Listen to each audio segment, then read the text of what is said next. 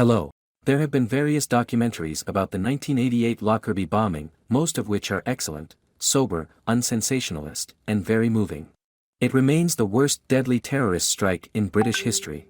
A bomb exploded on Pan Am Flight 103 as it sailed over the little Scottish town. All 243 passengers and 16 crew members were murdered.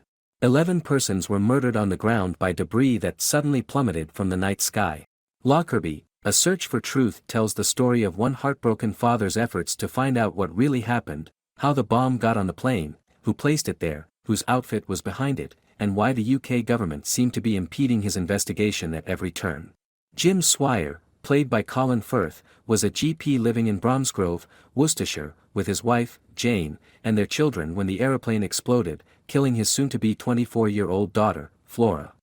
The drama is based on the book The Lockerbie Bombing, A Father's Search for Justice, which is the culmination of Swire's years of investigation and involvement with the case, including the eventual trial of 2 Libyan suspects and Swire's subsequent work to persuade the courts and the public that the one convicted man, Abdelbasset al-Megrahi, played by Ardalan Ismaili, was innocent of the crime.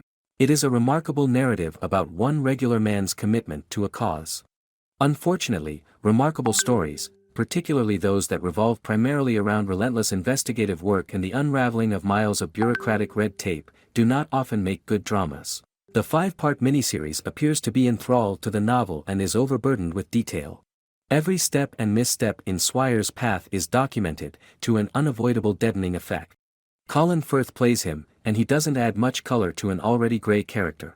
Under the weight of the detail, just the usual emotional beats of such a drama remain. It begins, more or less, with a set piece depicting the horrible night of December 21, 1988, in Lockerbie, which only narrowly avoids unwanted comparisons to a casualty special. Journalist Murray Guthrie, Sam Troughton, will eventually join forces with Swire as they suspect they are not being told the truth. At first, he goes around the burning town in customary frightened fashion, picking out horrific details for the audience and noticing that self-identified crash investigators were on the scene unusually early, tearing into bags and vanishing before dawn. The family is waiting for confirmation of Flora's death amid the commotion and apparent incompetence of those tasked with crisis management.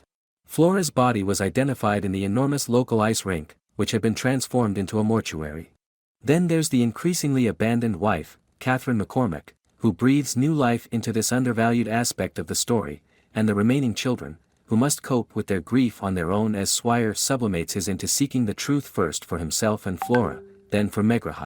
Swire does incredible things during his years as a spokesperson for the Pan Am families and a lobbyist for various countries, first for an independent investigation into the bombing, then for the prosecution of suspects and Megrahi's release. He transports a fake bomb through the appropriate airports to demonstrate that nothing has changed as a result of the disaster. He frequently visits Colonel Gaddafi in Libya and Megrahi in prison. However, these occurrences all feel strangely lifeless, possibly because each action is given equal weight and screen time. Similarly, the trial appears to be taking place virtually in real time, reducing the impact of the few key moments that expose obvious cover-ups.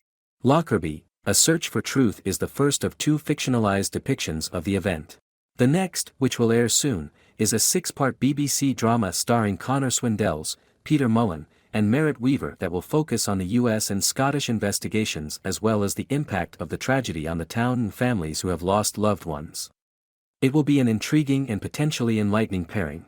In the meanwhile, this inaugural presentation is full of fine performances and ambitions but lacks impact. An intriguing puzzle only for those too young to recall the incident, or at least the headlines and national shock. Thank you for watching.